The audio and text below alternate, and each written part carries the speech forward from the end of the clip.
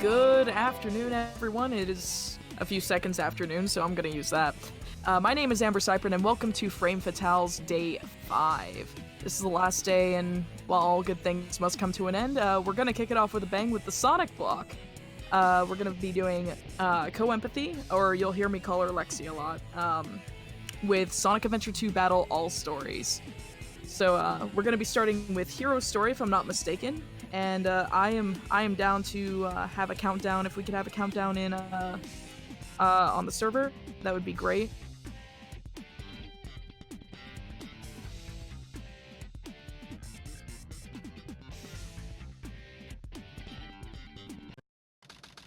Alright, so like I said, we're starting with Hero Story, and we're immediately thrown into City Escape, which is our first stage with Sonic.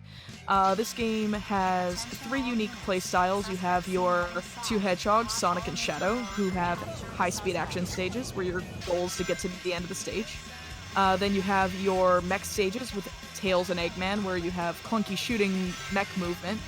Always a fun time. And then you have your hunting stages with Knuckles and Rouge, where you're looking for 3 shiny objects, MacGuffins, whatever you want to call them, to be able to progress through the stage.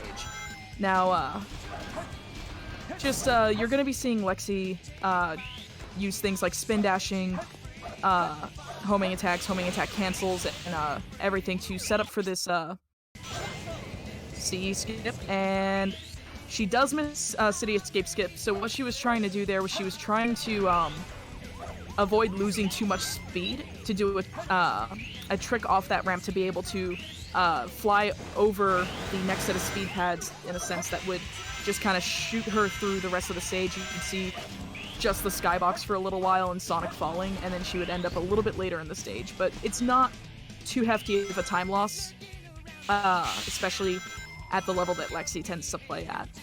So, she would be coming, if she had gotten the skip, she would be coming in right about here. And thankfully, because she didn't get the skip, she doesn't have this terrible camera. Normally when you do succeed, your choice is to go up the stairs to reset the camera, or you're stuck with the camera facing the front of Sonic, which is never fun. Meanwhile, during this truck chase, what she wants to do, she wants to try to avoid flying off hills as much as possible, because when you're Sonic or Shadow, generally speaking, if you're in the air, you're losing speed. So staying stuck to the ground as much as possible is important, so she would start charging a spin dash right when it slope hits, and so that she slows down just enough to be able to not fly off. But a sub 2 skipless City Escape is definitely a solid time from Lexi. And we're gonna move right into the first boss, which is Bigfoot. Now, like most bosses from old classic Sonic games, you want to hit the cockpit of the vehicle that is your boss.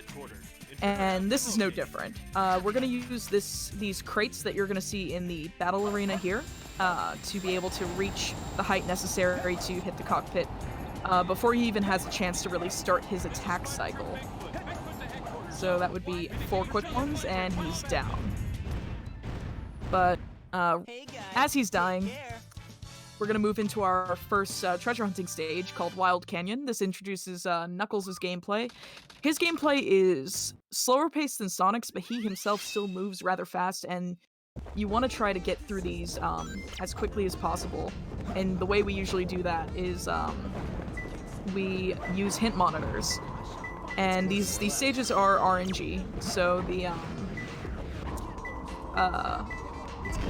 the pieces that she's looking for can vary wildly from, good to bad. And this seems to be an okay set. Faster Wild Canyons are certainly possible, but this isn't the worst that you could possibly get. But this piece in particular is not great because it's hard to glide into from the wind section. And for the record, there are like several hundred pieces per stage, which leads to a lot of different layouts that are possible in every treasure hunting stage, and there are 5 of those in Hero Story. Meanwhile, we're gonna go to our second boss, which is Dr. Eggman. The first time you get to play as Tails. His AI is not too bright here. The goal here is mash B. I'm not even kidding. he'll start turning to the right there, and then you just want to run up and either, hopefully not punch him, or you could just shoot him. Either way, Eggman goes down in a very quick, 12 seconds or so. But now we're actually going to get into the meat and potatoes of mech movement here. Prison Lane is a very, very claustrophobic stage, and you'll see Lexi trying to maintain her momentum as much as possible as a mech, which involves usually jumping when taking corners, especially sharp corners like there are in Prison Lane. There's tons of them here because they're all narrow hallways. And just doing little things here and there to be able to maintain going in a straight line as much as possible and try to keep her speed up. But she's gonna attempt to do what we call a gate jump here, where she got it, cool. So what happens there is you're actually just trying to jump on top of the first gate as it lowers, because the doors and gates in this stage trigger usually by defeating the enemies around it. And when it lowers, you can actually jump on it because it's still solid, and you can use the secondary gate to be able to just skip an elevator that's a little slow, and you're able to just do that. But very often mech stages include locked doors or gates or just boundaries that are often eliminated by destroying enemies around it. If you get lost or you're stuck in a mech stage, odds are you have to kill an enemy. But so far so good. Definitely maintaining decent momentum here. It's really tricky because if you get too close to a wall, this game's camera and the collision in this game are questionable at best. There's a second gate hop right there. And you're actually going to see her use a 180-degree turn here that allows her to go under that gate with full momentum. So that was a 141, definitely a decent time there. And we're going to move into our next Sonic stage, which is Metal Harbor. And it's going to introduce our first upgrade of the game. So in this game, there are upgrades in stages. Many of them we skip. But in Sonic's case, we have to pick up what we call the Lightspeed shoes. And she just did a bit of a loop skip there. Whenever there are loops, we try to skip them as much as we can because they're this slow, automated section. And we like to use spin dash jumps and hovers as well to be able to progress through the stages a little faster than intended, which is not unlike in the classic games where in speedruns of those, you'll see people very often using spin dashes or spin dash jumps to be able to jump long distances. But the Lightspeed shoes, as you're seeing her use them here, allows you to travel across a trail of rings. And it is mapped to the action button, so B or X, depending on what controller you're using or your preference. Getting under loop there and using spin dash jumps that have strange angles to them to be able to do skip loops and pulley grabs and everything. Meanwhile, there's rocket skip. For those of you who are familiar with this game growing up, you normally have to run up that scaffolding. We don't care about that. Missile launch in 15 seconds, fire. That's typically what happens. But one thing that I should talk about now before we get into the next section of the run, which is the first encounter with Shadow the Hedgehog, I want to talk about storage. So as I mentioned very briefly with the Lightspeed attack, or Lightspeed dash, it's mapped to the B button. Many things are mapped to the B button. That includes somersaulting, spin dashing, later on bounce attack, Lightspeed dash, all sorts of things. And I will stay quiet for this cutscene for just one moment. Just to hear the word faker. That blue hedgehog again, of all places. I found you, faker. And there it is. Anyways, so there's this thing called storage, and the way the game is able to tell whether or not you're spin dashing or somersaulting, and it does it very poorly, mind you, is how long you hold down the button. So if you hold down the button, there's a brief pause between Sonic being in a standing motion or idle animation versus him being in a spin dash charging animation. And in that pause, he's storing a somersault hitbox, which allows him to just kind of walk into enemies and damage them without any repercussions, which is what Lexi did for the first hit of Shadow 1 here. the second 2 hits were done with a homing attack. Either strategy is fine.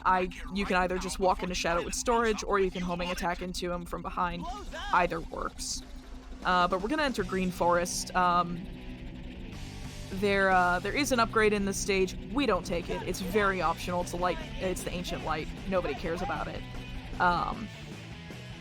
But we do care about the very, very questionable level geometry in this stage, because you'll notice that many of the long stretches of running section in this stage are kind of like shaped in like a half pipe, and it's very, very easy to fly off of the stage just from trying to go fast. So like these sections here, you want to make sure you actually stay on the ground, unless you're skipping a loop. So a little later in this stage, we're gonna attempt what is known as the Green Forest Wall Run, and it's coming up fairly shortly. But it's going to involve what we call loop speed. So when you're in a loop, it automates your run speed. And what Lexi's doing here is she touched the kill plane. Unfortunately, the water is a death plane, so if you touch it at all, even if you immediately come out of it, you will die. She's gonna do it again here. What she does is she does a spin dash and homing attacks into the back of the loop to gain loop speed. And then she homing attacks off of that with loop speed, touches the tree, and she's able to automatically run up the tree. And she stops that. She skips a bungee cord section and everything. And the ascent of the tree is in and of itself fairly slow. Just by doing that and being able to jump into the next section by launching herself off with a spin dash. But a 124, regardless of the death, is definitely a solid time and definitely a great exhibition of the wall run. So up next is going to be our second treasure hunting stage of the run, is Pumpkin Hill. This introduces Knuckles' ability to dig. So we'll get the shovel claw here. And that allows us to dig into soft surfaces, so like dirt and stone. And she gets the hint monitor there, is able to figure out what it is, and goes from there. I didn't quite catch it because it was on the screen so quickly, but it just allows you to skip the text with Sleep with the Dead. There we go. Very often, this is a very open level, and typically what happens is the game will try to program itself so that it's able to spread them out as far as possible. In this case, very often a typical set will be one's at Pumpkin Mountain, piece 2 might be at Church Mountain, piece 3 might be at Ghost Train Mountain. And that's just kind of how the stages tend to work. They want to make sure you're actually looking for them. Every now and then, you'll be able to get a piece that's very, very close by, especially if you manage to spot a piece without using a hint, and we call those free pieces. But welcome back to Tales gameplay. So this this stage, rather, is very cycle-based. And by that I mean we are going to attempt to not have to deal with any platform cycles. And by that, we go to the means of grabbing this next upgrade, which is the booster, that allows Tails to hover during a jump, simply by pressing the jump input again. And you just saw the first instance of what we call pause hovering. And the way hovering works in this game for Tails and later Eggman is if you get to A inputs as close together as you can. So as soon as you leave the ground from your jump, you want to start hovering. And ooh, okay, nice save there. What you want to do there is you actually want to jump, and we use a pause to be able to separate these inputs a little bit easier for us. And you want to do A again to be able to get a little extra height from your jump and from your hover. It allows you to skip things like that, but a minute ago that allow you to, well, you would need to normally break them with a missile, and that's slow. We don't want to do that. allows you to gain some unnecessary height that allows us to skip certain sections of certain stages in ways that are very, very much unintended. So you'll be seeing that a lot. So whenever you see the pause screen, don't worry, it's not a mistake. She's buffering her pause, her jump inputs. But she did make that cycle there for that platform in particular. There's nothing more frustrating, honestly, than getting to that platform cycle after you jump onto the weight, and you have to wait for the back platform to come back down. But funny enough, the structure of Hero Story, despite Sonic having the most stages, the middle of the story is a lot of Tails and Knuckles consecutively. So you'll have Pumpkin Hill, you'll have this stage, and we're going to be going into the Aquatic Mine very, very soon. And then you have Route 101, Hidden Base, and then you finally get another Sonic stage. But focusing a little more on what's about to happen, which is Aquatic Mine, there's going to be an opening cutscene. Many of Knuckles, a couple of Knuckles' stages have that, and that's Pumpkin Hill and Aquatic Mine. This one actually matters. What Lexi's looking for here is she's looking for any sort of free pieces, because there are several pieces out in the open. And she is restarting. So sometimes what runners will do with these stages is they will reset the stage with the pause menu to be able to get a more favorable layout. There's one of those pieces that I was talking about that could be seen in the opening cutscene. Unfortunately, when you do restart the stage, you don't get to see that piece, but a quick turn of the camera, which you'll have noticed, will allow you to see that. And now she's gonna grab this piece right down here. Those pieces were all fairly close together except for the first piece, but still definitely a much nicer set than what she probably would have had she not restarted.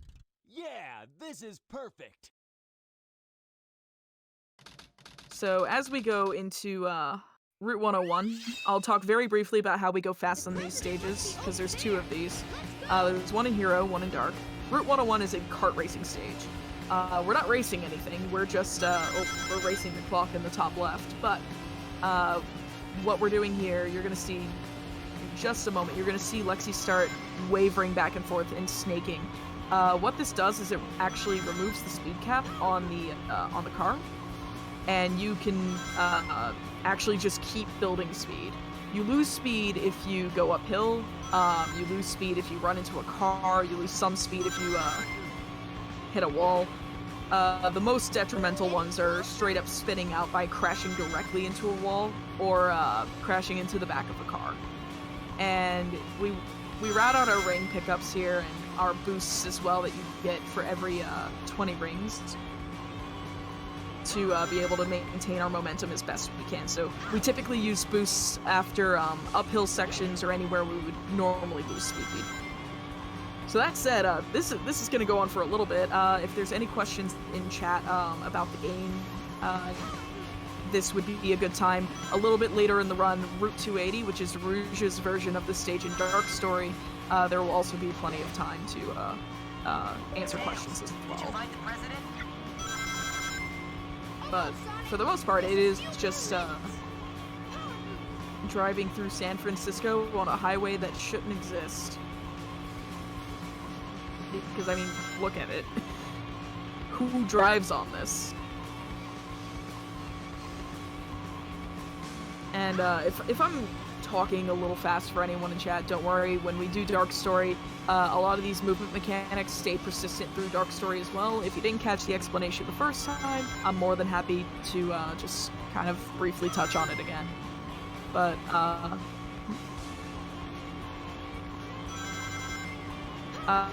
so this game was actually released on several different platforms. The very first platform it was released on was Dreamcast, followed by Nintendo GameCube, followed by the PC and the PS3 and Xbox 360 ports, and then finally the PC port. The differences, well, besides some visual differences like the lighting engine, some of the graphics, the skybox in this stage in particular is very different. A lot of the differences lie in some level layout changes, and the some of the pieces in the ports for the treasure hunting stages are mistranslated or straight up bugged. Um, so certain individual ILs or individual level speedruns, as we call them, very often can be faster or different on Dreamcast. So it tends to just have a different run. So meanwhile, you're gonna see walls don't exist in this game. If a developer didn't think you could reach a place in this game, they did not program any collision for it whatsoever. It's just a flat texture. So what you saw there was Lexi just hovering right through a wall without a care in the world to cut some corners, if you will. And that happens a few different times in this run, to say the very least. She did miss that jump there, but is able to recover it pretty easily with a couple of well-placed hover jumps there. Hidden Base is actually the shortest mech level in the game, to my knowledge, and it is actually one of my favorites to speedrun. I find Hidden Base very fun, personally. You can actually also use pause hover jumps here to skip breaking those doors down, which is very, very nice. And she got it. It's very easy to accidentally collide even slightly with a wall. And what happens when you're in the air hovering and you accidentally touch a wall? It likes to drag you right down, and if you touch that quicksand, you die. Like, you're not escaping it, it sinks you in, and it's just like, yeah, you're gonna just die here now. It's cool. But, we're reaching the end very, very quickly here, and we're gonna jump into Sonic's next stage, which is Pyramid Cave, and it is one of the, honestly, one of the most technically impressive, Sonic stages in the run. Because it introduces the next power-up that we're gonna get, called the Bounce Bracelet, and whoo boy, that allows us to do all sorts of wonderful things with Sonic. Or if you're a casual player, it also sometimes leads to accidental deaths when you're trying to light speed dash, but that's okay. We're not playing this casually right now. We're trying to go fast. So a lot of Pyramid Cave is just small optimizations here and there. Like right there, you're able to skip the first introduction of the main gimmick of the stage, which is all these hourglasses that normally start a timer for a door that opens. We don't care about that. We want to skip as many of those as we can, because they're slow. But there's the Bounce Bracelet, and if you're wondering what just happened there, you're gonna wonder it right here again. The Bounce Bracelet is very, very broken. If you are spin dashing into a wall and you very quickly break your jump, and you jump and then you immediately bounce. I forgot the frame window for super bounces, but super bounces are where you take all of your horizontal momentum and make it vertical, and you can gain ridiculous height off of that. We do that in a few different places in the run, to be able to just do some skips, like very shortly here. She's getting that checkpoint just in case for this next skip here. This is Snake Skip. And bounces also allow us to break the game further with abusing the really, really skewed gravity in this game. There's a lot to explain here, and I'll explain some more about gravity a little bit later when we get into another Sonic stage later on. But the game does not know what physics are, I promise you. Here's another example of really bad gravity. It is fantastic. Put bluntly, the game thinks wherever Sonic's feet are, or your character's feet are at the time, is no problem. the direction of gravity. And it doesn't always hold it, and it's very finicky sometimes to maintain, but you can skew your gravity so you fall sideways. I'm pretty sure if the game would let you, you could potentially even fall up if it was that broken, but Lexi did remember to pick up the shovel claw here. This is a necessary upgrade for Knuckles to break these steel crates here. You can complete this game without, or the stage without the hammer gloves, but it is a very rare set and probably not recommended as well. But this stage is a cluster of rooms and actually is very difficult to navigate. You're gonna see her attempt to murder herself here on this torch. She accidentally dug up some rings with that key piece, but we do death strats in this game, both in Death Chamber and later Rouge's equivalent, Egg Quarters, to be able to manipulate RNG in a sense. So she actually was looking to kill herself repeatedly to get a piece to spawn in this stage, or in this room rather, because piece 2 can very likely be a red room piece, especially if Yeah, this is perfect. if you get a piece in the green room, I believe. No, it was blue room. Sorry, Who's I'm mixing it there? up with egg quarters already. My goodness. What the? Um, Ghost? but now we have Knuckles' first boss of 2. This is King Boom Boo, and she's gonna attempt to do a skip here for his cycles, called Fireball Skip. So she's going to manipulate his movement to get behind him, so that she can actually hit this hourglass. And when he goes into the ground, she's gonna have to dig him up and then move in such a way and time her attacks in such a way that hopefully we get this in a single cycle, which would be great. The next optimal cycle would be a 1-3, so 1 hit and then followed by a 3-hit cycle, but we don't need to worry about that because we got the single cycle. But we're also going to be going up against the next desert boss called a Golem, and you're gonna see a little more use of super bounces here. And these super bounces are not particularly easy because you don't have much of a vertical wall to do them with. You have this little lip on these platforms to be able to do that, and like, as you can see, the window on those are very, very tight. But if we do that, we can actually just, if we do them well, we can just skip most of his cycles here, and he's gonna bang his head into the ground here, and we're just gonna casually avoid getting damaged by it, and then... Oh, she was trying to spin dash off his arm, but that's okay, we'll just super bounce again, it's fine. Everything's under control. Very, very solid egg golem there, all things considered. Those super bounces are not easy, and I've seen egg golem ruin many a hero run, my own included. But we're gonna move into the next section of this run, which are all the space levels, and oh boy, I hope you like space, because you're about to see a lot of it. This, about a year ago, this stage got an even further skip than the skip that we already had for it, so I call it internal engine skip.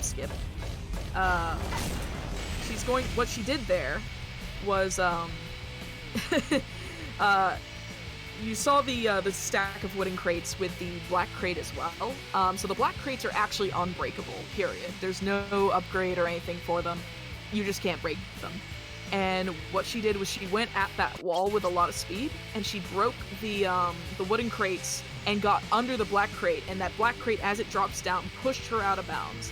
And now we're gonna fly in space towards the end of the level, but as you can see, a part of the way through the hover all the way to the end of the stage, there's a little bit of a camera turn, and it's very awkward, but you saw her pause to be able to change her orientation on her control stick, more than likely, so that she can not misdirect her hover.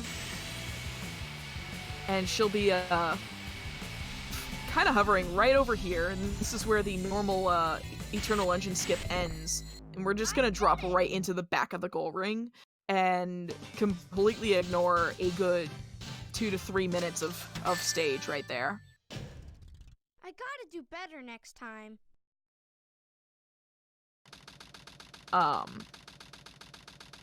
Meanwhile, in other parts of space, Knuckles is entering his final treasure hunting level.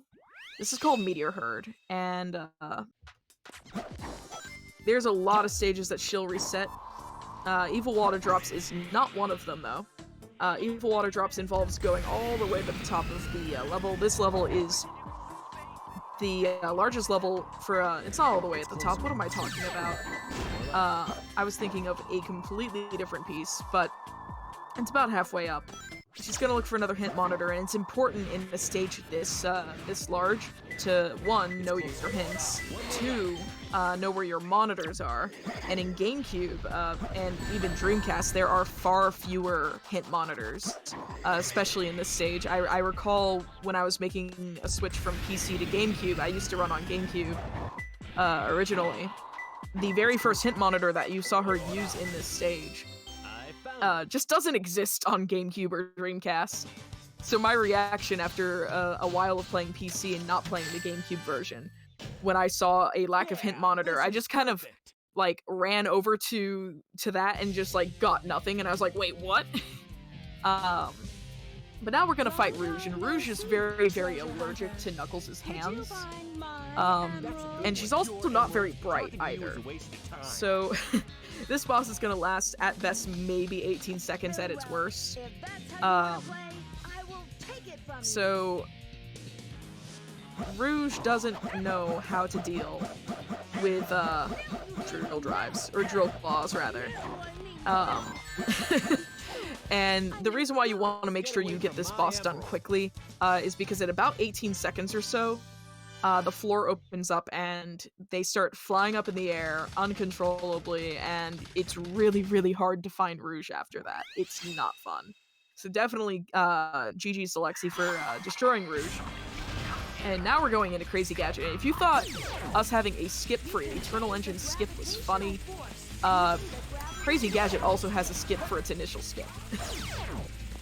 We call this CGSS. We're having a little trouble with super bounces here, and that's okay. But this stage, as you can see, has a gravity mechanic, and we know this game can't handle gravity very well.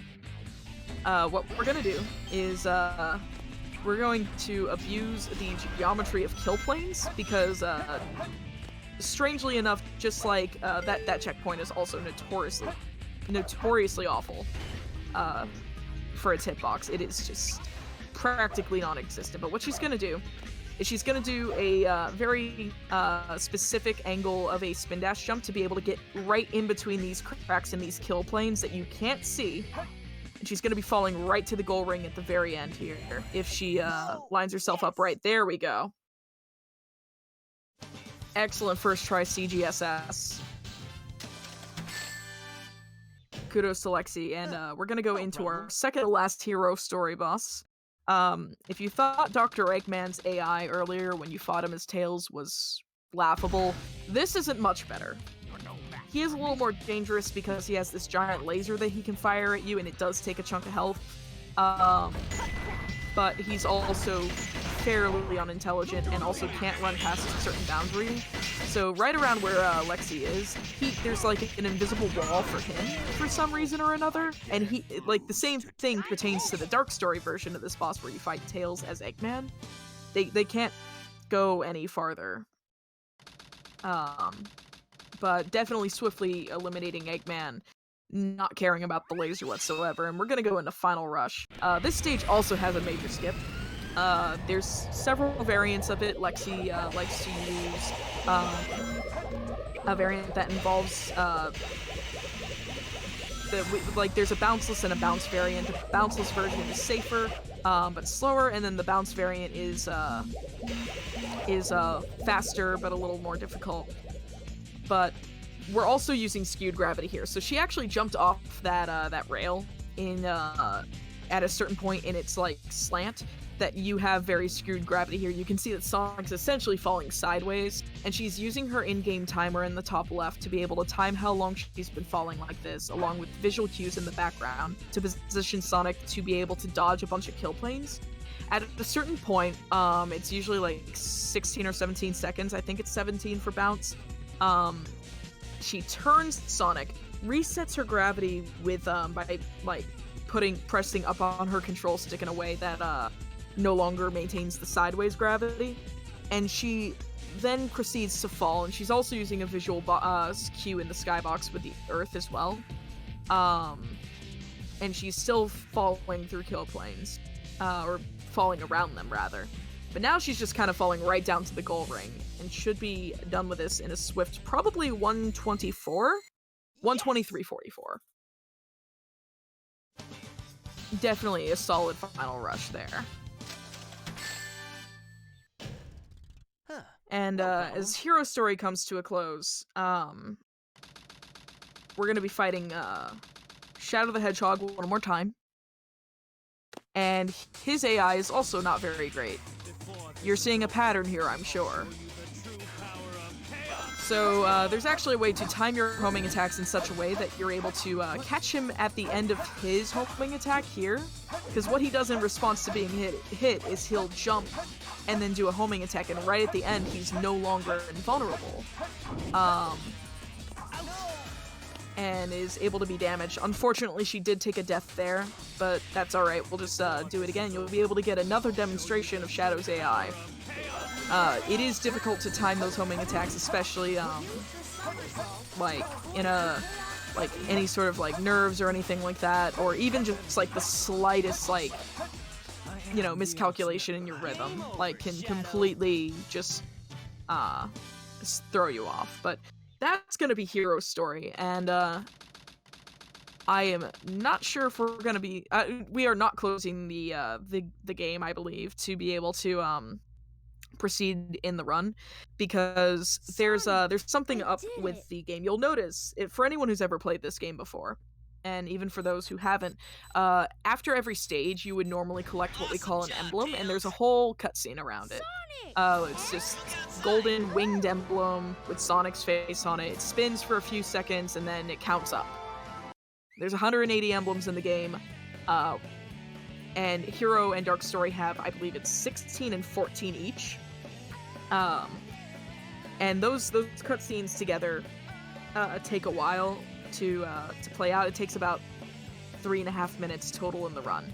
We're using what we call emblem skip glitch to be able to skip those cutscenes, and we're not going to have any of those cutscenes until right before, right as Dark Story ends. So Lexi will be closing the game before the final boss of Dark Story, to be able to deactivate emblem skip glitch, because it only stays active while the game is running, and then if you close it, it resets. And then if you complete a boss or a level or a story, all the emblems that you've previously collected on your save file up till then actually will suddenly just be awarded to you in one lump sum, and it cuts a significant amount of time out of the run in real time. And that's important for categories like 180 emblems, 171, so on and so forth.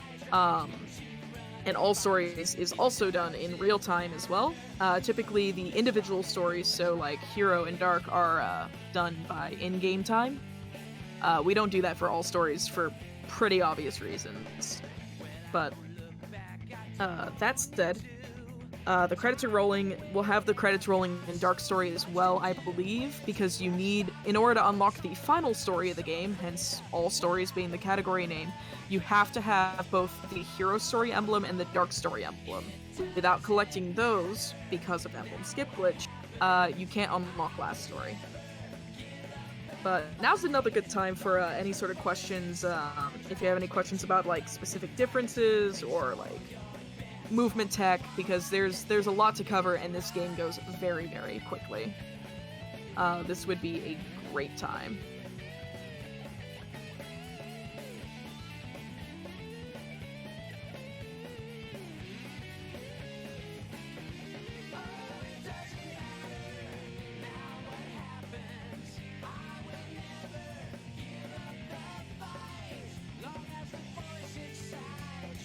So the reason, so for anyone who's wondering why we're not skipping credits, and cutscenes, so there's certain cutscenes that are just straight up not skippable, like the Faker cutscene before Shadow 1, the cutscene right before Rouge or Knuckles' boss fight, against the other, counterpart.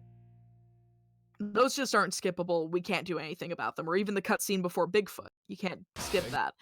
We don't skip the credits because if we close the game, we deactivate emblem skip glitch. And emblem skip glitch, as I previously explained, cuts 3.5 minutes out of the run. And we use that typically in marathons to save a few minutes, just to make sure our estimates are safe, because RNG tends to be a jerk. But it's really just meant to to keep Emblem Skip Glitch up. But now we're in Iron Gate. Iron Gate, so the name of Eggman's stages, and Eggman has the most stages in Dark Story, are auto-scrollers. This is an auto-scroller. There's another one a little later in this level. There's one in several other levels of his. He tends to have these unskippable auto-scrollers that, for some reason or another, I couldn't begin to imagine why they thought that was a great design, but apparently they thought it was cool.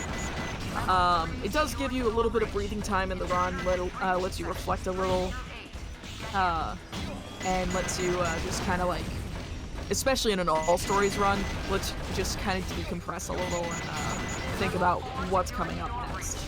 Oh, here's another one. We'll wait.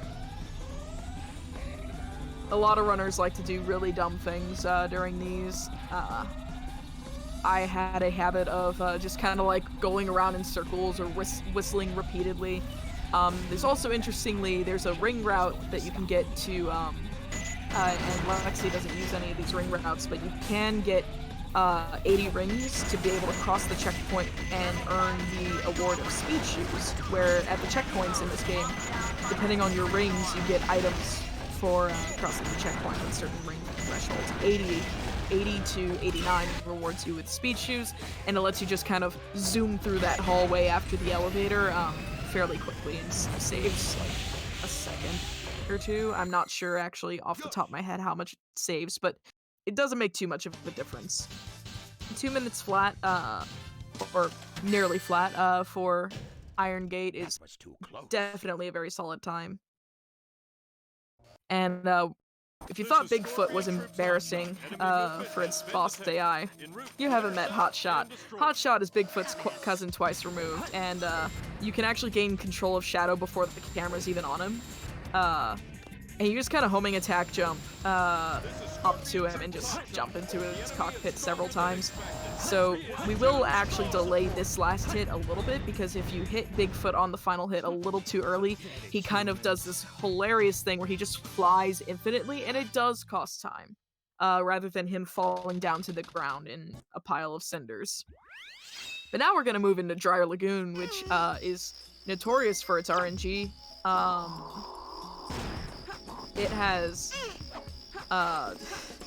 It has two different sections. It has this small oasis and it has the large oasis, and they're separated by this turtle here. What you'll see Lexi doing a lot is looking for free pieces. And depending on what her hint monitor is, she'll also check this area. Because most of the time, Piece 1 will lead you to the large oasis, Piece 2 brings you back to the small oasis, Piece 3 will bring you back to the large oasis, and we try to avoid that as much as we can.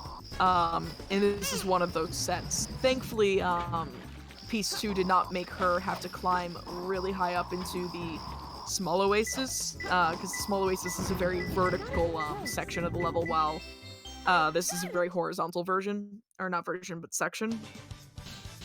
So definitely, sub 1 minute in a marathon is definitely acceptable. Not the best set it could have been, but definitely not the worst. We could have seen the bad Turtles tunnel piece. Anyone who's run this game understands what that means, and it strikes fear into my heart to even think of it. But now, I heard you like cycles in your platforming games, so let's give you a clunky mech and a very cycle-intensive stage with a death plane of sand all over the place. But we're actually going to take advantage of this quicksand here. So what we're going to attempt with this is what we call sand walking. Now, you might notice something might be a little amiss. It's okay, don't panic. What happened there was there is actually an item balloon off in the distance. So back where you see that endless vastness of sand, there was an item balloon. Lexi shot it and fell into the quicksand on the same frame that her missile that she fired out hit the balloon. And when you're in midair and you hit the balloon will actually give you a boost in midair, so you go up a little bit. If you touch the sand, the quicksand, it doesn't activate its killing properties until a couple seconds after you've entered it. So we take advantage of the sand physics to be able to walk in midair, go across that entire platform. Normally you need the hover upgrade to get over there. And we pick up the Mystic Melody, which then allows us to warp to essentially almost the end of the stage. So getting sandwalking is definitely very impressive because it skips a lot of really scary jumps, and there's still scary jumps after that. So that doesn't feel very good. But yeah, like definitely, it's either you do sandwalking or you do what we call zero cycle or like first cycle sandwalking, or not sandwalking, sand ocean. I love how sandwalking looks in a run, and it is probably, I think it, in my opinion, is one of the most difficult tricks to get right because it is I think it's frame perfect. If not, it's a very, very narrow window. But now we finally get to play as Shadow, besides that embarrassing boss fight that is Hotshot. So Shadow actually has very, very similar gameplay to Sonic, except none of the upgrades. We're gonna actually skip pretty much all of them. There's one here in Radical Highway that we don't touch, because Shadow has no mandatory steel containers, but you can get the Flame Ring here in this stage. What you just saw Lexi do was what we call the Mock Bounce. He doesn't get the Bounce Bracelet at all in general. Shadow just does not have that power-up at all. Instead, we use what we call a Spin Dash Hover, where we hold the A button after doing a spin dash to maintain what we call hover frames in this game, so you get kind of floaty properties and are able to maintain your height a little bit, or you're able to descend slower if you like spin dash off of a cliff or something. Along with the guardrails curviness to kind of like mess with gravity a little bit, and you just kind of hover upwards. It's something that you saw also done in Pyramid Cave as well. But we did that to skip a section to get to the rocket. This stage is going incredibly fast. My goodness. You saw like sections where Shadow's supposed to somersault to get under those like those giant rollers. We're using storage, which to revisit and touch back on that from Green Forest into the Shadow 1 fight story. The additional properties of storage is that it shrinks your hitbox because you're storing your somersault hitbox before doing a spin dash. And that also allows Shadow or Sonic to walk under very tight spaces that they would otherwise have to slow down and somersault for. So it allows us to maintain our speed through that. So up next is, I believe it is Egg Quarters. And it is Rouge's next treasure hunting stage, and introduces her ability to dig. So we're gonna get the pick nails in this stage, and this stage also has death strats, much like its counterpart in Hero Story Death Chamber. For the most part, there's only one that we don't like, and it's called Fear of Heights. If we see that, we're resetting. Otherwise, death strats, if we get a piece in Green Room, we will be killing ourselves, because it reliably gives us a piece 2 in either the Red Room hallway or the Red Room itself. But first, we're going to be able to pick up this power-up. It's exactly like Knuckles' Shovel Claw, but Rouge digs with her feet, which seems fundamentally strange. But we do have a piece here in the Green Room, so we will be murdering ourselves shortly after. With probably fire? Nope, we're gonna pick up rings first, it's fine. Rouge thought she could do it. But yeah, we have you can tell from the radar we do have a red hallway piece. I can't distinguish colors or words. And then more than likely, yep. So the third piece is usually it's usually in the core room, or the snake altar room, but that's not the case here. It's actually going to be here in the power-up room. It's going to be right above the weight. So she just damage boosts through the weight and then immediately screw kicks upwards to get the key. 1 minute flat, and we're going to be going into Lost Colony, I believe. if I'm not mistaken. There we go. I'm a little shaky on my stage order right now. I've been up for a very long time. I work overnight, and I've been up since 9 p.m. Eastern yesterday. It is currently almost 1 p.m. So I've been up for a while, so you're gonna hear me stumbling a little bit through this whole block. Hope you like my voice. Get used to it. Because I'll be your best friend for the next couple of runs, too. Anyways, this is Lost Colony. Its mechanic is supposed to be that it is very, very dark in this stage, and you have to destroy enemies to be able to see where you're going. Unfortunately, the lighting engine from the Dreamcast did not translate over so well to the PC, so that's not really a factor. We do pick up Eggman's Hover upgrade in this stage. We're about to get it now. And just for anyone who is just joining us, the jet engine allows us to do what we call pause hovers. You're going to see it right here. What happens is we actually want to get our jump inputs as close together, because the way you hover is by pressing jump in the middle of a jump. And as soon as we leave the ground from our initial jump, we want to get a hover input as close to that as we can. So we pause buffer that. And because typically this game is judged in IGT, it normally doesn't lose us any time whatsoever to do that.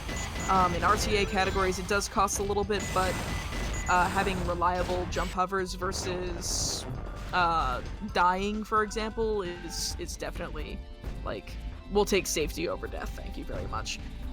Meanwhile, Autoscroller City is here. This is the best time to reflect on the run. Maybe get up, walk around, stretch your legs, get a drink. There's another runner of this game. Her name is Jazz, and she likes to solve Rubik's Cubes during this section here. I'd like to actually shout out some of the other girls who run this game. There's Lexi, of course. I used to run this game. I still occasionally, very, very occasionally, do the 180 emblem category. There is Snowdeku, who recently came back to the game. Hazel tasses this game, Fusion Varia, if you see her on Twitch. She tasses this game along with a few other games, including she's working on Amy's story in SA1. There's Jazz, who you will see around sometimes, and then there is, I'm trying to think off the top of my head. That was too close. There's one more, Drywall Eater. Yep.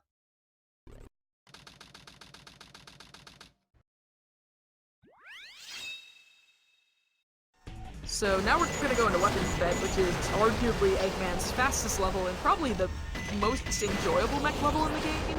There's normally a power-up you pick up to be able to break those steel containers you see right there. We're gonna skip that, because we have the power of pause hovers. And we have the power of things that you shouldn't be able to stand on, but somehow can. So you're actually going to see a lot of skipping these crates, a lot of skipping large jumps, because of this hovering mechanic. And you're also going to see us stand on an invisible platform above a set piece that shouldn't be there either. But for some reason, Eggman runs really, really fast on these stretches of the aircraft carriers. So we like to maintain that momentum as much as we can. I would love to know why they programmed it so that terrain in particular was really, really fast for Eggman. Otherwise, it is just optimizing your jumps and skipping over as many, cutting as many corners as you can here. Because we actually want to maintain our momentum as much as possible as the mech as always. And you're gonna see this satellite jump, as we call it, coming up right here. So that satellite there, it has a platform you can jump on. We don't know why. It just does. And we jump off of that to be able to hover our way over to the end. You'll notice another pattern. We like hovering our way to the end of the stages in this game if we can. And if there's a will, there's a way. We will probably find it. I'm also just gonna quickly check my notes and make sure I did not forget. Eggman, you won't get away with this. Snowdeku. I said Snowdeku. I meant Snowdeka. I'm so sorry. I just wanted to make sure I didn't forget anyone.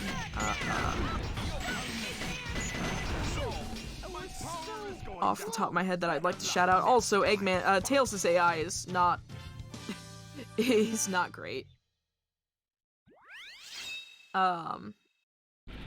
Yeah, no, that's all the girls that I'm aware of that have been involved in Sonic Adventure 2 speedrunning or tassing. If there's any more, by all means, like, I would like to shout them out. I'd like to shout out the some of the other runners as well, but like for the most part, like, the girls are great who run this game. Story select. But what Lexi did there was she actually quit out of Dark Story to be able to get her lives back after death stratting in Egg Quarters and also death stratting earlier. She wants to be able to have the option to do that death strats in this stage along with Mad Space, which is Rouge's final treasure hunting stage level. And this stage is typically revered as awful for casual play because it has the gimmick of these safes. And you'll notice up in this room there's three, like in this stage there's 3 different colors of safes. Safe pieces, like sometimes the Chaos Emeralds can be in locked away in these safes that you have to dig into to be able to get them open. Words, I can do them. But you have to unlock them first, and the game by default has you on the blue safes unlocked. Most runners will, in the PC version, will actually change their safe color to yellow, because the game will remember that. But Dreamcast and GameCube cannot remember what color you had. So you will always start with the safe color of blue. That's another difference between the releases in this game, but a sub 1 minute in a marathon is definitely decent. She didn't have to death strat. Typically, we try to avoid having to change our color of safes if we can, and just keep them as blue or yellow, whatever you choose to start with. But we're gonna actually manipulate this boss's AI. You're gonna see this screw kick here that is going to be missed, but you can still pick up the AI manipulation right here. So what she did there was she glided into, oh god, the boss did not do what we wanted it to do. The idea is you want to actually hit the boss while it's still technically out of bounds. So while they're flying back into the arena, we want to glide into their cockpit so that they just sort of do this. Where, like, if you just hit them and stay where you are, like, in that corner, they'll just keep... They'll look like they're gonna take off and fly away. No, they just kind of come right back around. It looks kind of goofy, actually. Shoutouts to the boss AI in this game for being very exploitable. Meanwhile, I hope you liked Green Forest, because this is now White Jungle. Same issue with the level geometry here, but, definitely a slightly more difficult Green Forest despite having a longer time limit. The time limits don't matter. 8 minutes, 10 minutes will be done in like 2 to 3 minutes. In this case, we'll be done in about 2 minutes, and we're going to be skipping the light speed shoes. Now, you saw us pick them up as Sonic. We're not picking them up as Shadow. We don't need them. The one instance where you would be required to use them, you can just get by with a spin dash jump. Oh, that was very nice of a save there.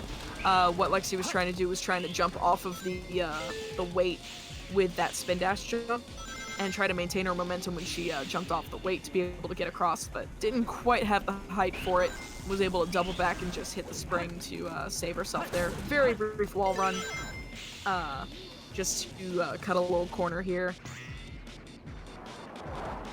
And she uses actually another use of storage. Not there, actually. Normally, you can actually storage if you activate storage by pressing and holding the B button when you're touching that spring. You'll have your smaller hitbox from storing a somersault. And you'll be able to fly over that second spring after the vine swing. I almost said vine swip, because I play a little too much Pokemon in my life. But, anyways, that is a 1:38 White Jungle, so definitely less than 2 minutes. I don't know what 10-minute time limits are. Maybe I didn't try hard enough. But I'll actually stay quiet for this cutscene because I talked through the last one. Welcome to the Faker cutscene part 2, Electric Boogaloo. Hey, that's... That blue hedgehog again, of all places. I found you. Faker. Faker? I think you're the fake hedgehog around here. You're comparing yourself to me? Huh? You're not even good enough I'll to make be you eat my those fake. words. You can't get away this time. There's only one real Sonic. Alright, now that I've indulged in the jokes that is that cutscene, if you haven't noticed, this game was developed before dubbing Japanese games to have proper lip sync was a thing. So because of that, the game is actually programmed around the Japanese audio. So the game queues up different voice clips and such to play, and if the English audio is longer than certain cues, they'll just start talking into one another and everything. It's not great, but it was the product of its time in 2001 when this game was originally released for the Dreamcast. But welcome to Route 280. It's very much just a slightly harder Route 101 with a very an even more strange highway with giant holes in the ground and completely unfinished parts. Now's another good time for another question about the run or about the games.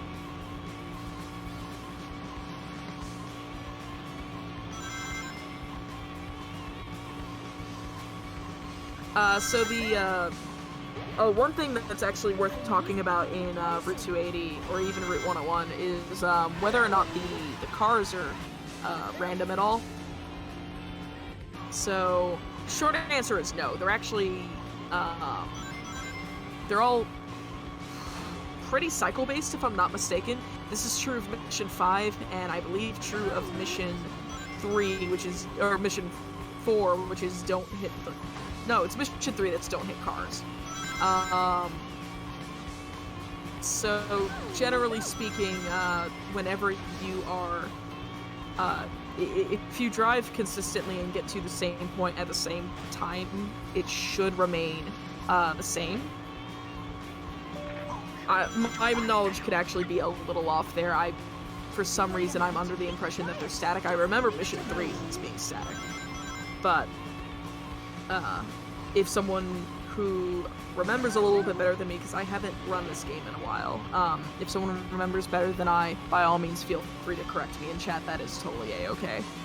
I know that there's a number of people in the community who are hanging out in the woodworks. Shoutouts to those folks who are there. So like Tommy and Drake. I don't know if Drake goes around, but they would definitely know better than I would.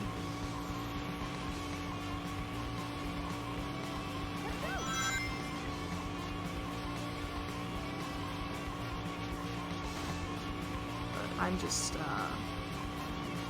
taking a look for any other questions.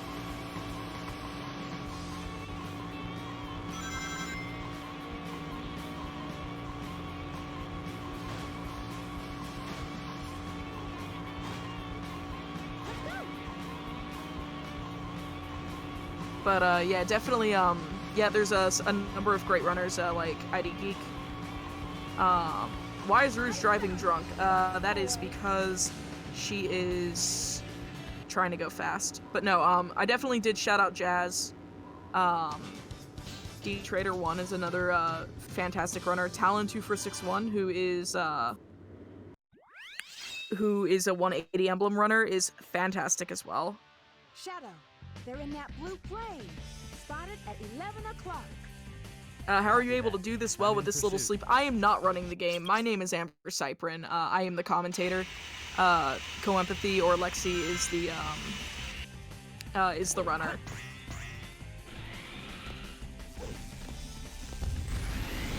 Actually, this is Skyrail, so I actually have to tune back into this run a little bit here. We skip a large portion of the stage just by jumping on these pumpkins. You can't do this on Dreamcast. They are not solid whatsoever. If you try to touch those, you will go right through them. In GameCube onward, they are very solid. You can actually skip an entire section. And if you notice, this is actually Pumpkin Hill during the day. So we were actually just on Church Mountain. And now the stage is over. That was a stage. That is actually the shortest one in the game. That wasn't so hard. Oh my goodness, how could I forget Seraphim? Shoutouts to Seraphim as well. He is another fantastic runner. He also does this category. But yeah, like, honestly, there's a lot of runners that on this little sleep I could not begin to remember the names of. But welcome to the Egg Golem. The Egg Golem is now over.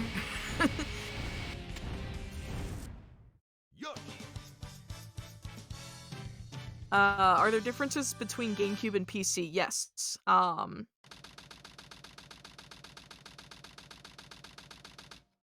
I've touched on them a little bit briefly, but Mad Space is a great place to talk about them. Or even Dreamcast. So the gimmick of this stage is that the hints, piece 1 will always be written in mirrored text, so it'll always be written backwards. Piece 2 is typically a blatant lie, so if it says it's in a high place, it's in a low place, and vice versa. And then piece 3 will say it's definitely not in this specific location. It's also a lie. You want to embrace your inner child and do exactly what the game tells you not to do and go wherever it is. In some cases, there are pieces that were mistranslated. 3-colored containers piece 3 is one of them. It is terrible. There is nothing to do with colors or containers or the number 3. Where all of the lights gather is also not a great piece, because it is all the way at the top of the stage. It's structured a lot like Meteor Herd, where there's a lower section, a middle section, and a high one, and we got the same piece twice in a row. That is terrible RNG. Dangerous Moon is, there's 2 different places this could be. They're both about mid-level. Hopefully it's going to be, this one, and it is not. That's okay. We actually have also skipped the Iron Boots upgrade, which is the Rouge version of the Hammer Gloves, which would allow her to break steel containers, but by messing around with a glide off the top of that rocket, we aren't completely pulled in by the round planet's gravity, and we just kind of don't care, and we're able to just skip the Iron Boots entirely.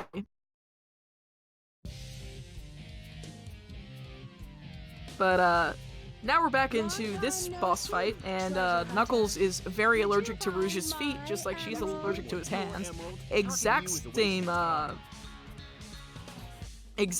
strategy here. Does this run get the air necklace for Knuckles? No, and I'll touch a little bit more on that a little later in the run during last story. I have no choice. But yeah, we're just gonna do this. Now grab those jewels.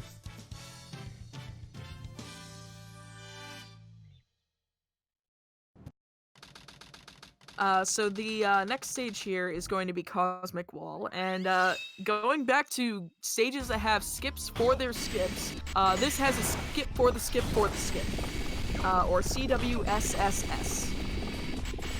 I got that right. There were 3 S's there.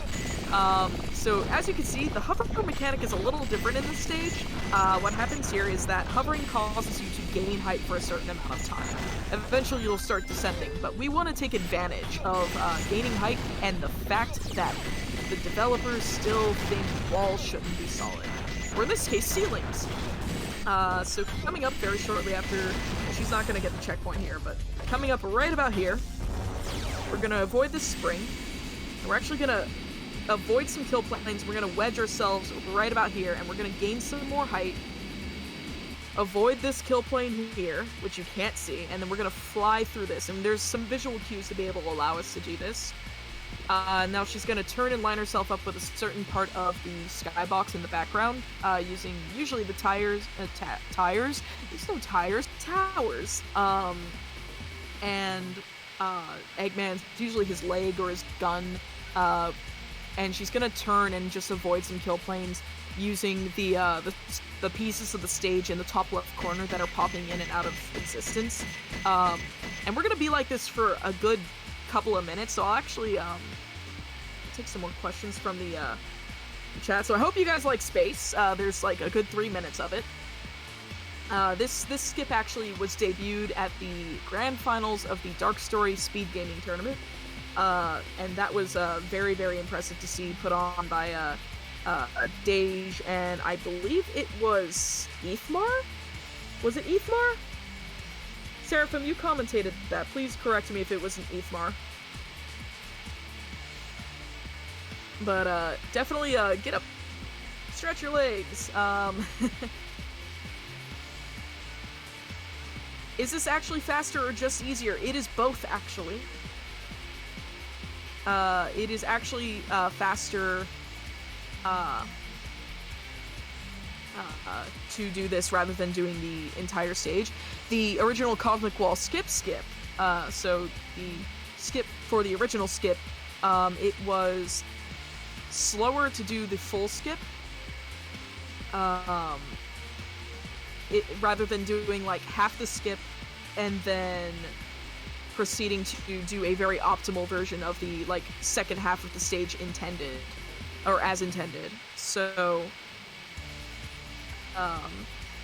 is the PC version the same as the Xbox and PlayStation version? Yes and no. There are some slight differences in, like, for example, there's a trick in Death Chamber that's a little harder to do called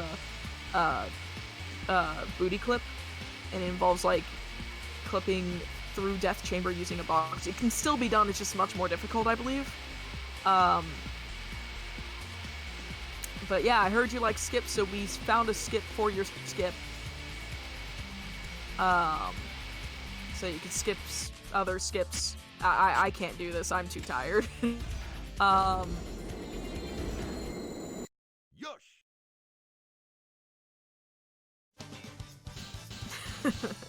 But we're gonna be moving into That was too close.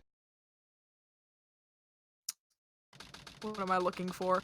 Words and phonetic sounds is what I'm looking for. Oh yes! I always forget this boss fight exists because Tails 2 is less dangerous than Tails 1. So it is not yet time for final chase, but it might as well be. Tails is gonna fire his laser, and we're not gonna care. That's about as far as we've gotten.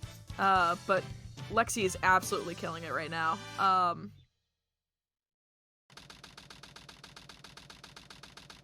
So we're gonna move into Shadow's final stage.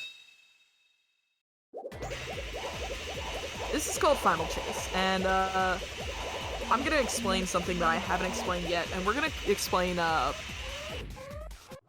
pause hovers for hedgehogs. So you're familiar with pause hovers for the mechs, and I very, very briefly touched on the concept of hover frames. Now when you jump, you have, this game runs at 60 frames per second, and you have 60 hover frames with your jump. If you pause during a jump, with either Sonic or Shadow, and then you're able to actually continue playing the game with the resume option on the menu by pressing the jump button. Now if you jump, pause the game, resume with the jump button, and you keep holding it down, for some reason you gain some amount of like slow fall in a sense. So like you'll be able to maintain hover, like horizontal distances a little bit better and be able to get a little more air than you normally could. This is very common in Final Chase. It is pretty much the only place that it's regularly done in the run. But we're actually coming up on Final Chase mini skip, so we're actually going to use a spin dash here, and we're skewing our gravity by doing that off of that slanted rooftop, I guess. And we're just gonna kind of fall through some kill planes and once again reset our gravity here and fall into a later part of the stage, cutting out an entire section. We're gonna do another skip a little similar to that, right at the end. And you'll notice these rotating gravity tubes, they're terrible on GameCube, the collision is awful. It is actually much smoother on PC, believe it or not. But they have a weird thing, like some of them actually have this flat flap, like this one right here. You can stand on that. I don't know why. It's much thicker than it actually appears. It looks paper thin, it's not. And we maintain skewed gravity with a spin dash there again to be able to just skip a rocket and like a tube descent, I guess, to be able to skip right to the end of the stage with that spring. Too easy. And we'll move into Sonic 2, which is no different than Shadow 2, but you're actually going to see Lexi close the game to be able to disable emblem skip glitch. Or not. Okay, there we go. So we're going to close the game. We're going to reopen the game. So what this does, what this is doing is it's re-enabling emblem skip. It's re-enabling getting emblems in the game rather. So it's disabling emblem skip glitch. And the reason that's important is, again, if you notice, she has 0 emblems on that file in file select. And when you beat a story, you get an emblem for it, and it's normally displayed on the story select screen. If you do not get those emblems for Hero and Dark Story, you cannot unlock Last Story. And that's kind of necessary for the All Stories category. So definitely a very, very important thing. I failed. I told you. And that would be Dark Story. So I'm gonna, while we let credits roll, you're actually gonna see all of the emblems appear here. We have to let credits roll, I believe, to be able to get the Dark Story emblem. And now is the time for any more questions about this game. This is really your last chance at asking me things. I'll answer them to the best of my ability. Anyone who runs this game in chat can also answer that as well. And we're unlocking a lot of things right now.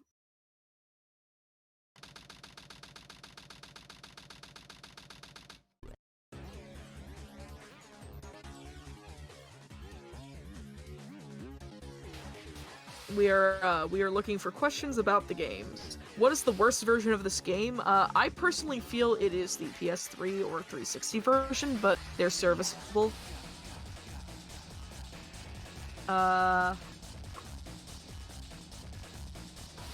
We are looking for... Do people find... How's the game not isometric?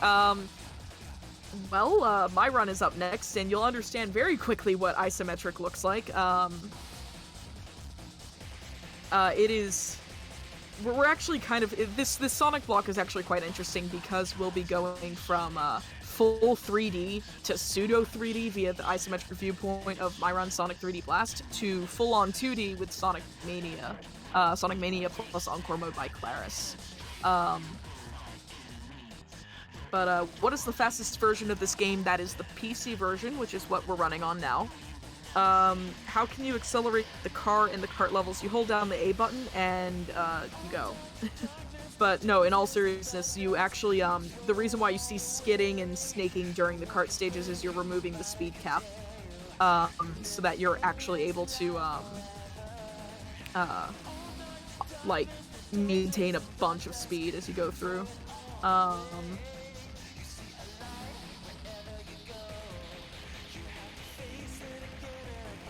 How limited is the Dreamcast version? Not too limited. It's no different. Like, it has most of the same features. It just lacks a little bit of expansion in the Chow world. There are no A rank emblems to get, or there's no A rank emblem in Canon's core. There's just some like minute differences.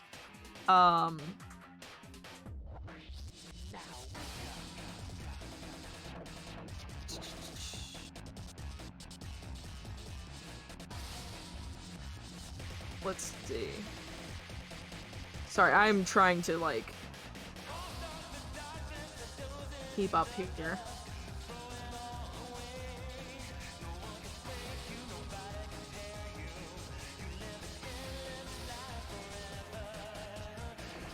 Let's see. How different is the Dreamcast version? It is, for speedruns, it's essentially almost an entirely different game because of the way we time via in-game time. And the in-game timer is kind of broken in the Dreamcast version. The treasure hunting stages are a bit different. If anything, they're a little more difficult casually because you don't have, as many hint monitors, and you don't have, the, like, indicator over the character's head to indicate that you're very, very close.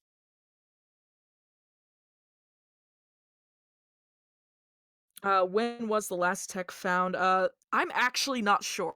To be perfectly honest with you all, I have not run this game since October. I quit this game to run Sonic 3D Blast. After running this game for about 7 years. So I started running it in 2012, and, I did Hero for 6 years, Dark for a year. I've done a little bit of 180, and that's about it. I've done a little bit of all stories, but mostly just, like, those are my categories.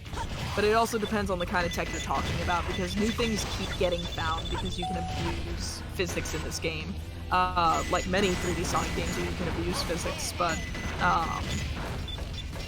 oh yeah, there is the TAS Final Chase skip found last week, but we're actually in Cannon's Core. A lot of people don't remember this stage because once you've completed it in story mode, a lot of people casually don't want to come back and play it. It is a 5-part stage. You play as Tails, Eggman, Rouge, Knuckles, Sonic in that order. And the entire point, the entire gimmick around this stage is that you have these clock things that you can touch that freeze time. And I hope you enjoy clips and skips because there's a couple of them here. And by a couple, I mean Tails' section is the only one that's played as intended.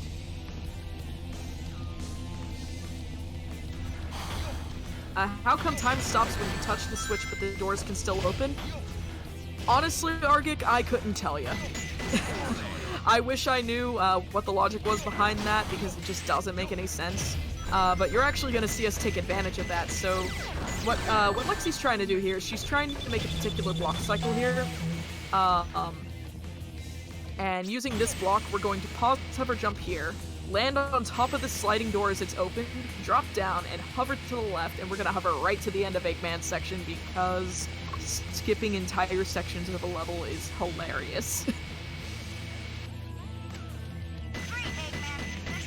Great, Eggman! You did a great job. You sure did.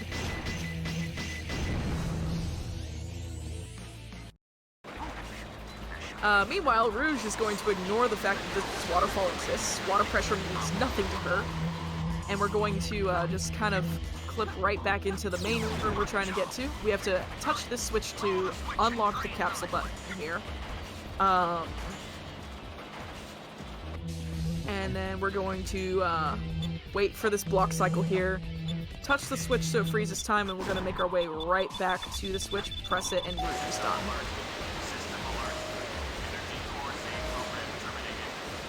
So we're going to move on to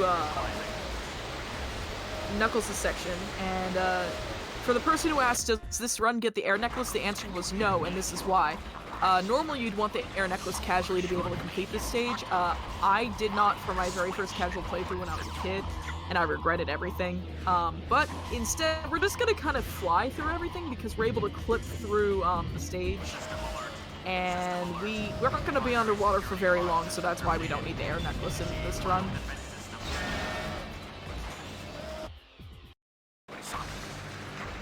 Meanwhile, in Sonic's section here, I believe CoEmpathy is going to be going for a very precise super bounce here.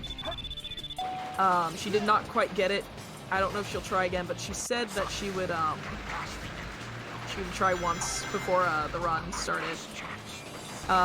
What she was trying to do there was oh dear god, that artificial chaos was a jerk. That trick is incredibly difficult. It's a very precise super bounce that involves, you have to normally come over here, defeat this artificial chaos to be able to unlock the door that lets you in this room. We were trying to skip that, and unfortunately, because it's so precise, it very often can lead to a death. But that's okay.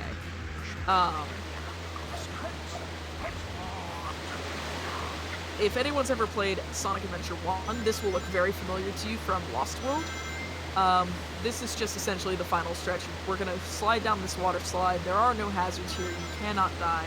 We're gonna end up right at the goal ring, and then we enter our we're gonna enter our penultimate boss fight called the Bio Lizard. I hope you like button mashing, folks.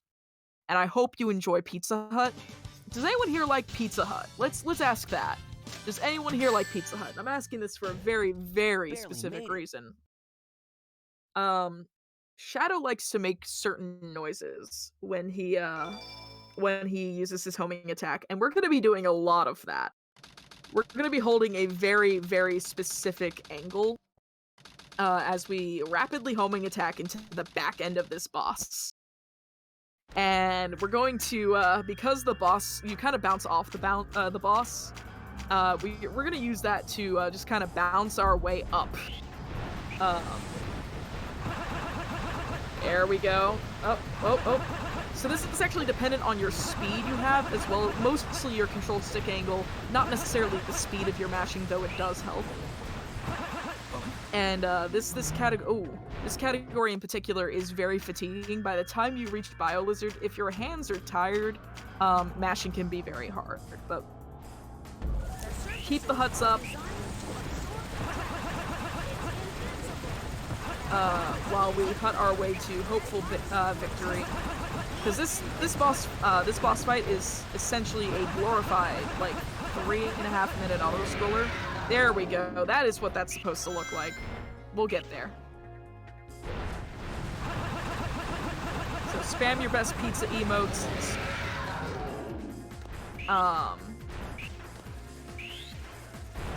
So we're definitely we're getting there. There we go.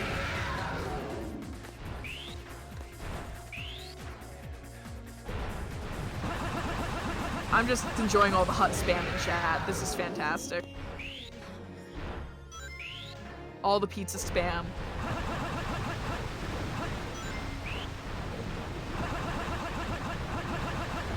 This is the boss. This is the speedrun of the boss. Oh, wait. The last hit is a little different.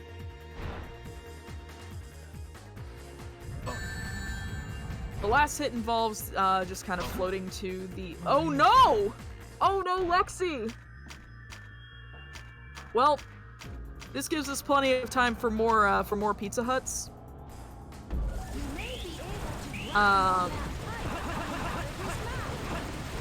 It is important to note that she is on 0 lives. Mind you, game overing will just take her back to the title screen, and she can just start right back at the boss. But that was very unfortunate, running into that, like, homing egg thing that the Bio Lizard likes to spawn.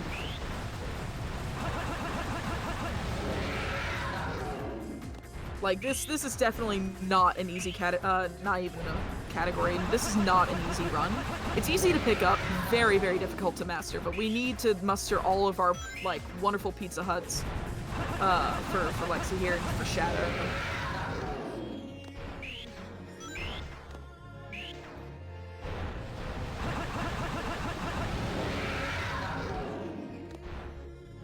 Why does it make a tiger noise? I'm not entirely sure. If you actually, go into the, like, in the cutscene that follows this boss fight... Oh my goodness. Lexi. We're gonna make it. We made it. Alright. But, anyways, the screams that happen in this, in the following cutscene is, oh my goodness. Oh no. So something that can happen at the end of the boss fight is you can accidentally hit the boss while it's dying and you will die. So that's exactly what happened there. But we get more hutting. It's great.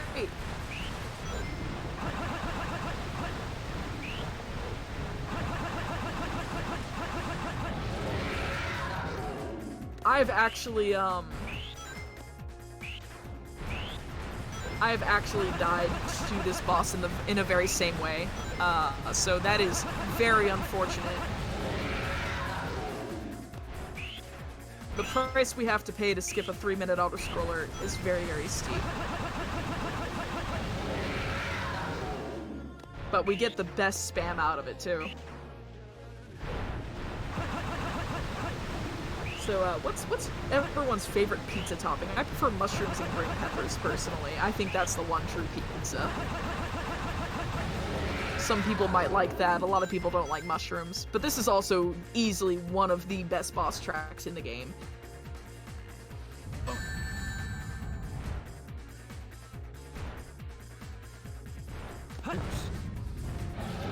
Okay. I think we're good. No, we're not good. The boss landed on her. Oh no.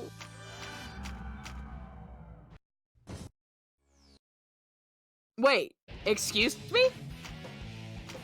I don't think I've seen that. I don't think I've seen that happen before. Oh my god. So, we've been debated. We've been completely debated. So the in-game timer stopped, the fade-out happened, and then she died. Apparently that was enough to trigger the final, like, she skipped the results screen. That's about as far, that's what I gathered there.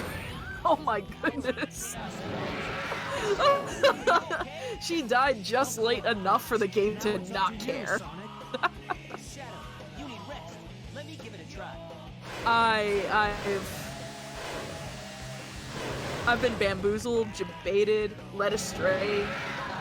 I thought we were about to have more Pizza Hut, which, I mean, I'm always down for more Pizza Hut, but now we're just doing the Super Sonic and Super Shadow boss fight here.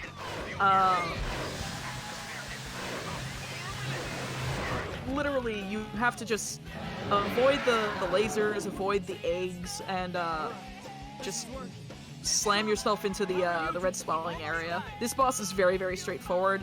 Getting hit costs a lot of time though, because when you do get a hit, or when you do get hit yourself, Sonic and Shadow just kind of tumble aimlessly out towards the outer edge of the boss arena. And also shoutouts to one of the best songs in the game as well.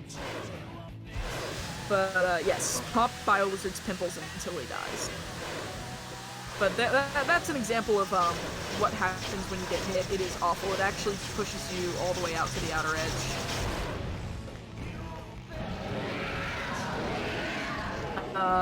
And time is going to be on fade out here. And time. Destroy all the evil the professor has created. So that was Sonic Adventure 2 Battle All Stories by Legacy or CoEmpathy. Give her a follow. She is a fantastic runner of this game. No way that's getting through. And honestly, just like, shoutouts to the community and the runners and girl. But yeah, GG. Coming up next, we're gonna take a very quick break for setup, but coming up next is gonna be Sonic 3D Blast Best Ending by me, so I hope you like full game completions, because you're getting a lot of that. So I'll be hecking it up in isometric goodness for you very, very shortly. This is what you wanted, right? This is my promise I made. And Shadow sort of dies. And then appears in the next game, Sonic Heroes, so everything's fine.